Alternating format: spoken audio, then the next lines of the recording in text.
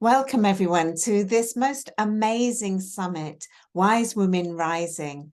We're gathered together in Sacred Circle to celebrate and honor the different contributions that women are making to the fields of sacred activism, wild earth wisdom, and global healing, all kind of together and interwoven.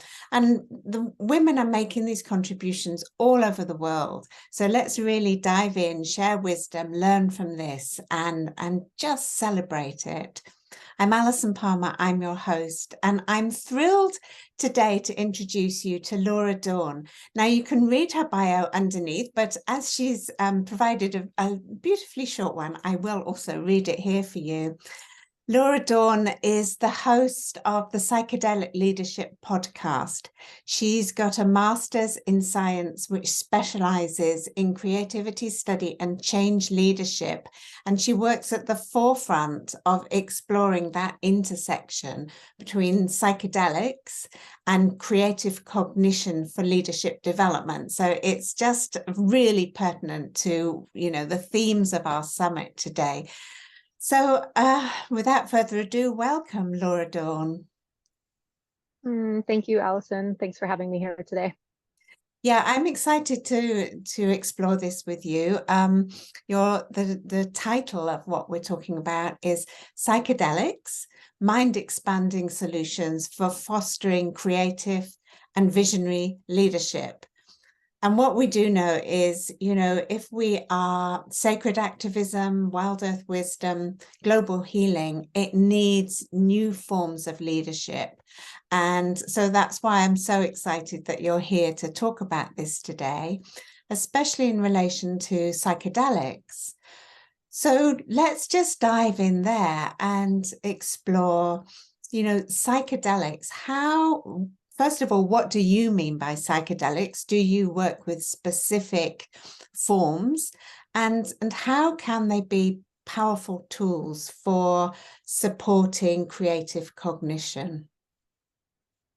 Okay, so that's a big jumping off point. So when I use psychedelics and sacred plant medicines somewhat interchangeably, and I never actually share the specifics of my own personal practice of what I'm working with for legality purposes, which is this interesting time that we live in. So really, when we're talking about psychedelics or sacred plant medicines, it's really these powerful compounds that allow us to move out of waking consciousness, which is really has a certain signature. We're very familiar with waking consciousness, and the frame of reference that we're so used to when we're in waking consciousness. And it helps us move beyond that into a different form of cognition and consciousness. And so, there's so many different translations of the word psychedelic, which is mind manifesting. That's what it translates to. But there's a lot of other words that we're using, to describe these powerful compounds that essentially allow us to alter our state of consciousness. And that's really the power of these medicines. Right now, I'll just, set the sort of larger view is that the predominant conversation that surrounds psychedelics and the primary focus in terms of clinical application is that we're looking at it through the lens of mental illness. How do we reduce the symptoms of mental illness, depression, PTSD, anxiety, and depression and addiction? And of course, this is incredibly valuable because we're living through a mental health crisis. But what I'm really passionate about is reframing that conversation and expanding the conversation to include not only how do we reduce the symptoms of a mental illness, but how do we really work with these compounds to enhance mental well-being. And we can look at creative expression and the many facets of creativity, including, the broad term is creative cognition, but creative thinking skills and creative problem solving being a direct reflection of mental optimization and mental well-being. So I think it's really important to understand that the lens through which we look at these incredibly multifaceted compounds, the lens through which we look at them to research them and explore them, the questions that we're asking at the get-go has a really big impact on the outcomes of what we find. So if we reframe the conversation from how do they help reduce mental illness, which is such a big part of the conversation. And that's the sort of starting question that leads researchers down a path to find answers. And if we actually use the creative thinking skill of reframing and flipping that narrative on its head, maybe we're going to actually find very different answers down that pathway. And so the interesting thing is that when we actually look at the underlying mechanisms for which psychedelics and sacred plant medicines are so efficacious for the treatment of depression, addiction, PTSD, and anxiety, so a lot of the same reasons that we can make a very strong case that they can also help enhance creativity and creative cognition. So it might be a good moment to actually just define creativity, because it's such this, loose term. It's interesting. I like to joke that, psychedelics are so hard to sort of put your thumb on and nail down, and so is creativity. So when you put psychedelics and creativity together, it's like, what are we actually talking about here? So standard, very basic launch point definition for creativity is that it's about finding novel solutions and useful solutions to solving a problem at hand. And right now we're facing more complex challenges than ever before. So actually, when you look at, the World Economic Forum, they're calling creative thinking and creative problem solving the most important skill sets for our time, because we all know times are changing incredibly rapidly. If it's not the pandemic, it's like this massive rollout that we're seeing just in this last month of new AI technologies and new ways of working.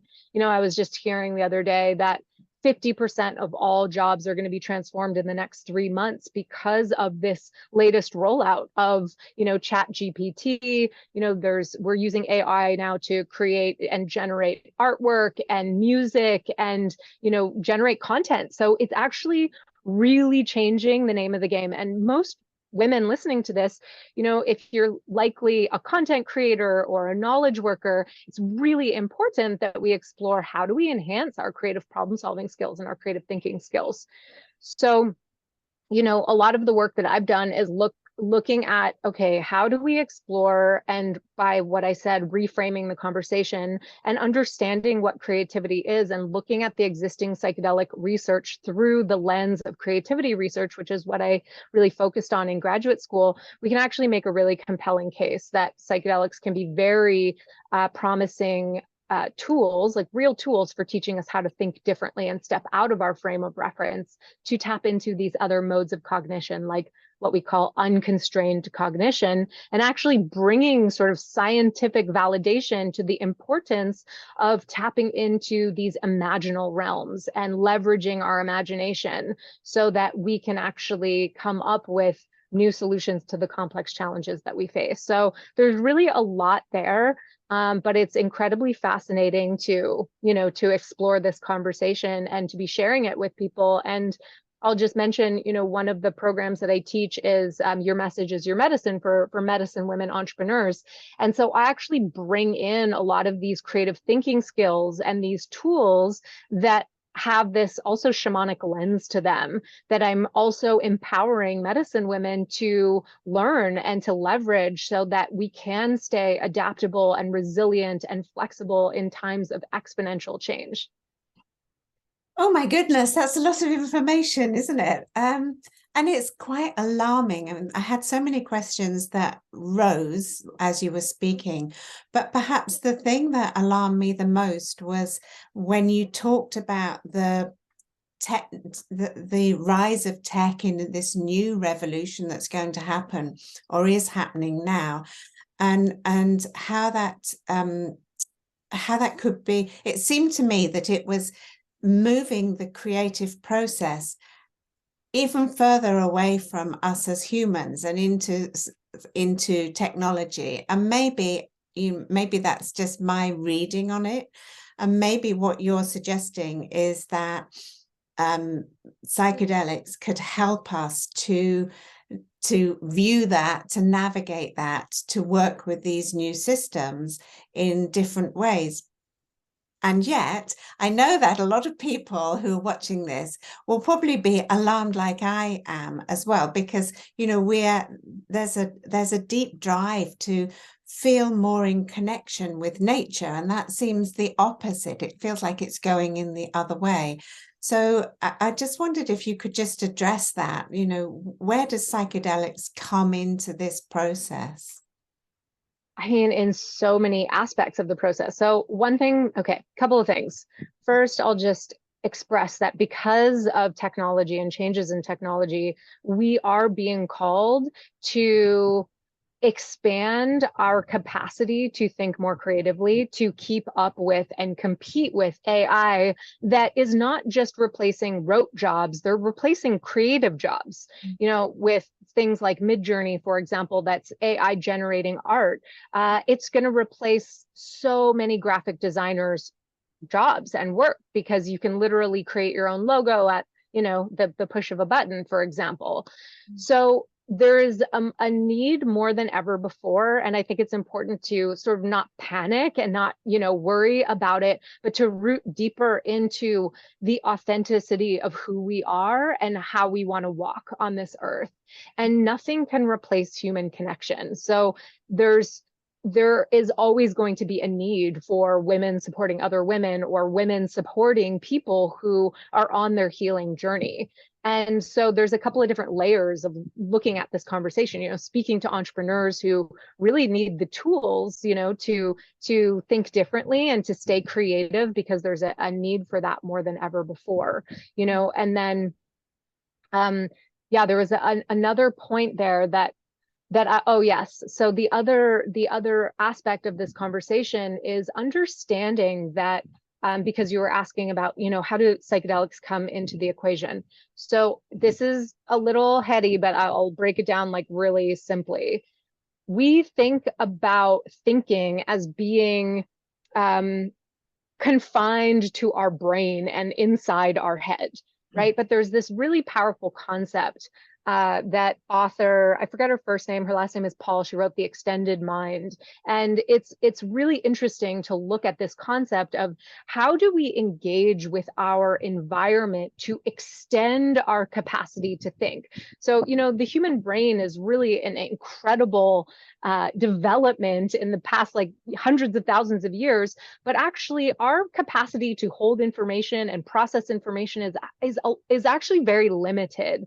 And so to keep it all in the head is actually a very, I would say, old school way of thinking about cognition and creativity. So when we look at this concept of extending the mind and engaging with our environment, like, for example, I have a whiteboard behind me. I use my whiteboard a lot, especially as an entrepreneur. I'm mind mapping, I'm using creative tools, and I'm engaging with my environment in a way that extends my thinking outside of my mind.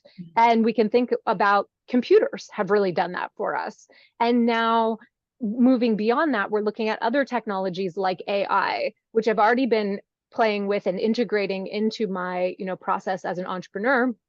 And I've been seeing it as another way to, and there's this term called augmented cognition.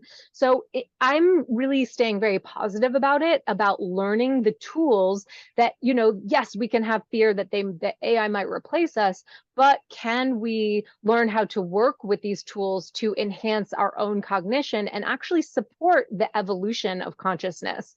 And so AI is a technology, you know, more in the sense of technology of how we understand the word, but plant medicines and psychedelics are what I refer to as biotechnologies. So they're also a tool that we have actually been drawing upon for many, many years.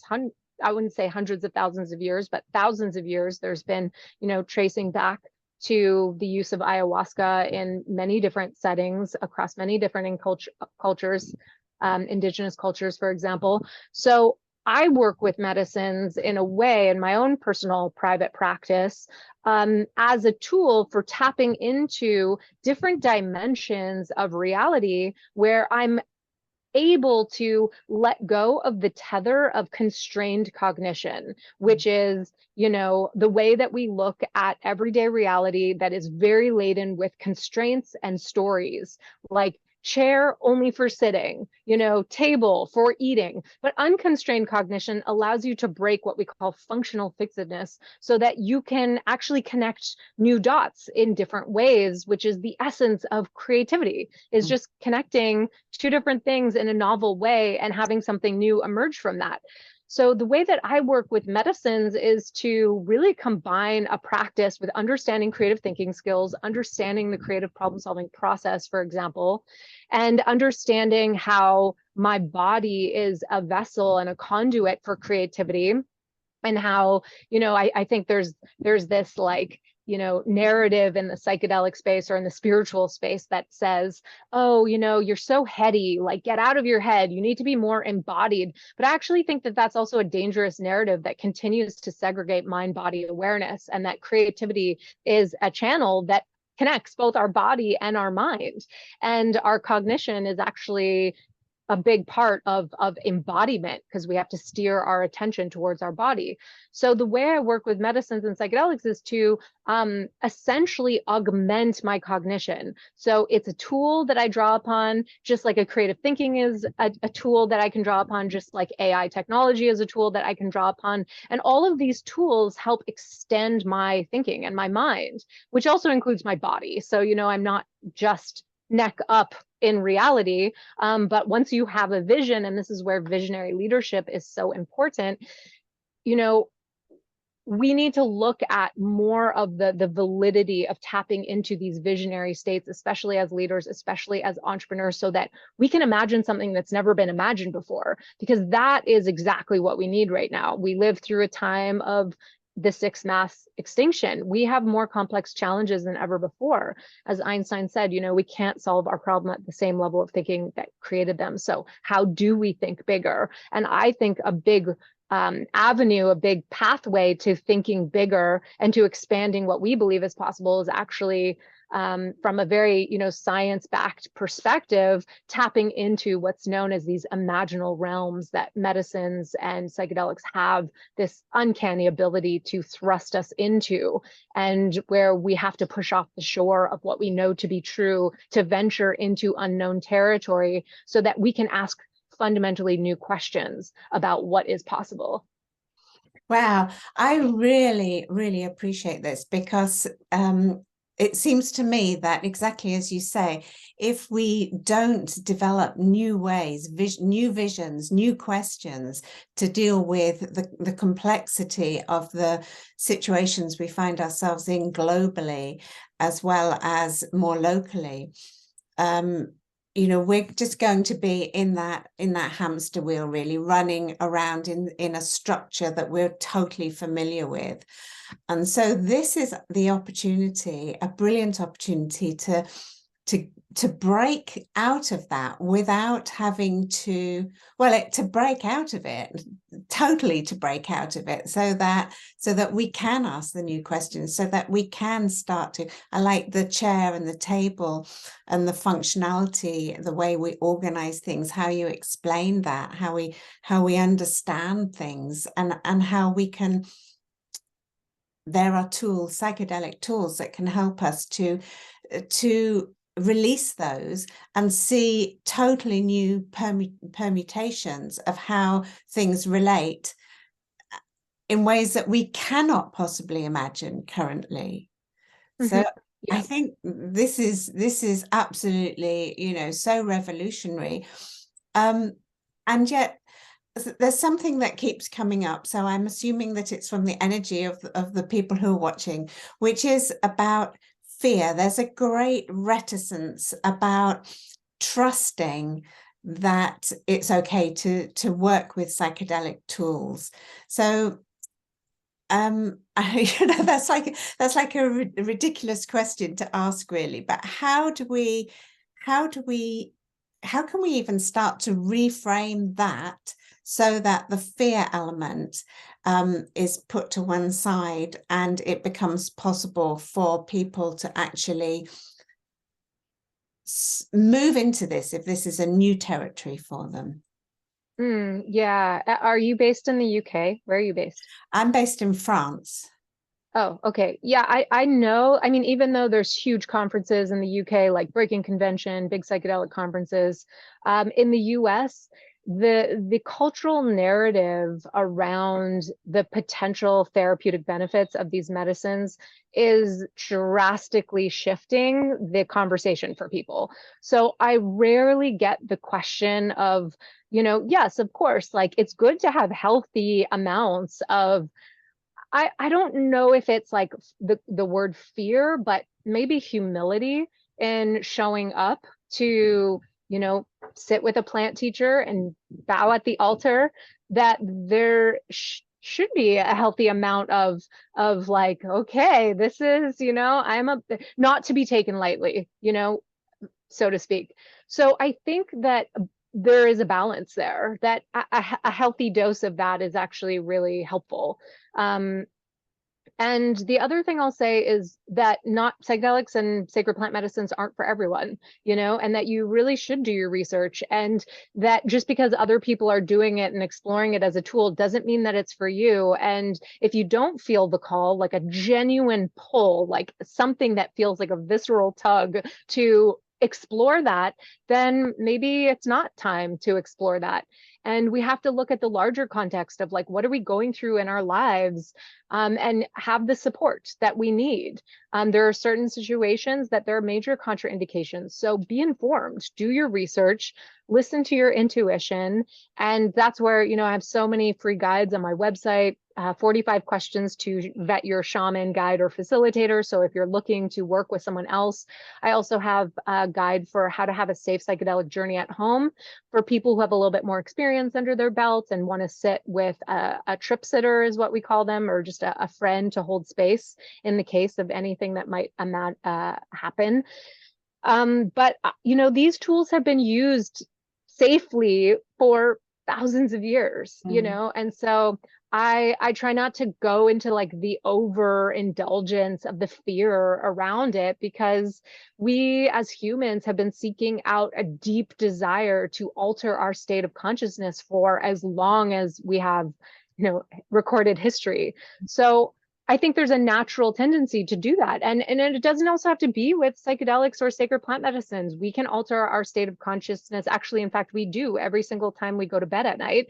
But there are other ways, going on shamanic journeys, or trance, and going into a trance state through dance, for example. So I think that there's a lot of options. Breath work is an amazing place to start. So I think that it doesn't, I'm not like everyone should do psychedelics, like that kind of advocate.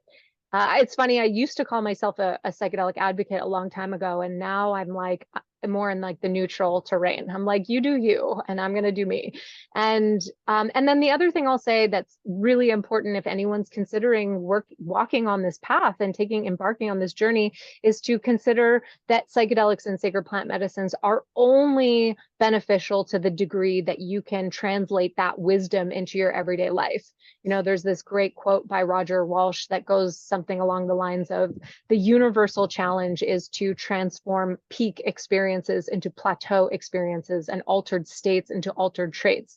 So if we're not actually receiving that wisdom in a way that then we're like transforming that and applying that into real action today, this week, this month, then we are just chasing peak experiences, which I also am not going to poo-poo and say, recreational use or whatever. That can be a gateway into a very powerful experience.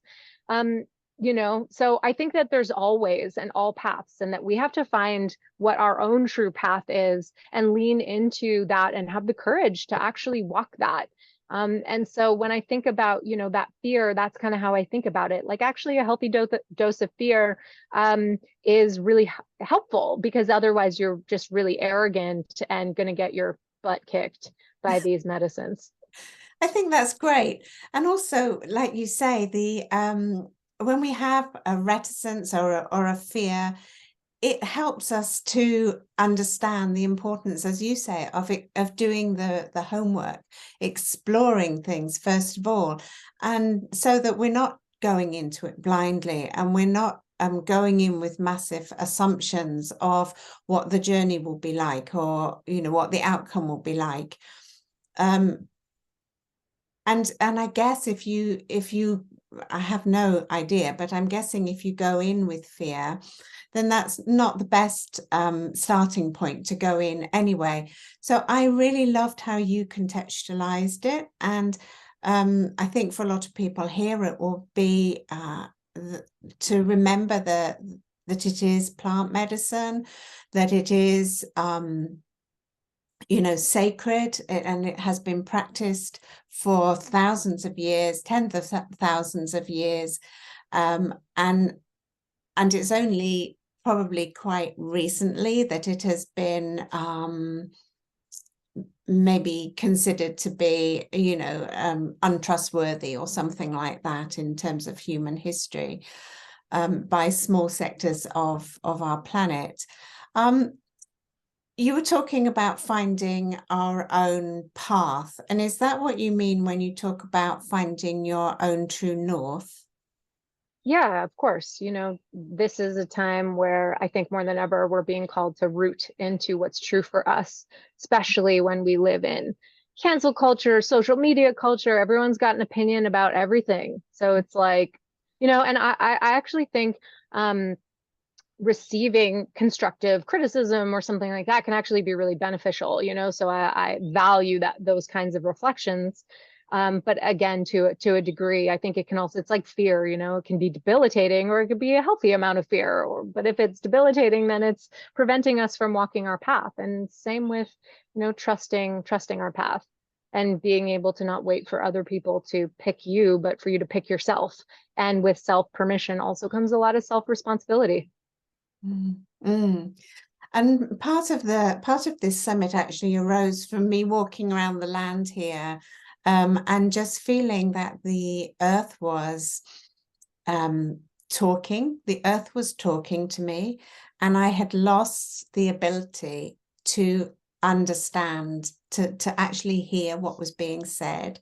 I felt like in every step there was this pulse coming off of the land and through the grasses, and the big oak trees were talking, and everything was talking, and yet I felt, I became so aware of my separateness from it, from conditioning as humans into going up into our head and really buying into that separateness from nature. And so one of the prompts was, how do we listen to nature? How do we deepen our relationship with plants? The plants are talking to us. How do we do this? So psychedelic seems to be seems to be one way of actually accessing what they are saying to us. Absolutely. Wonderful. Okay, so do you have anything else that you feel is burning that would really help people to understand, the power of psychedelics for leadership? Or Well, a great place to dive into many of these topics that I explore on my podcast, the Psychedelic Leadership Podcast, and that is published pretty much on all the platforms, Apple and Spotify as well.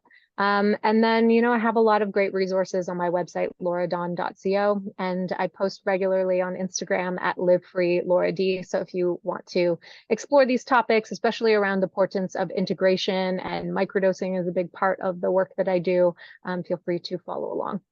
Wow. Okay. The link to Laura Dawn's site is underneath here.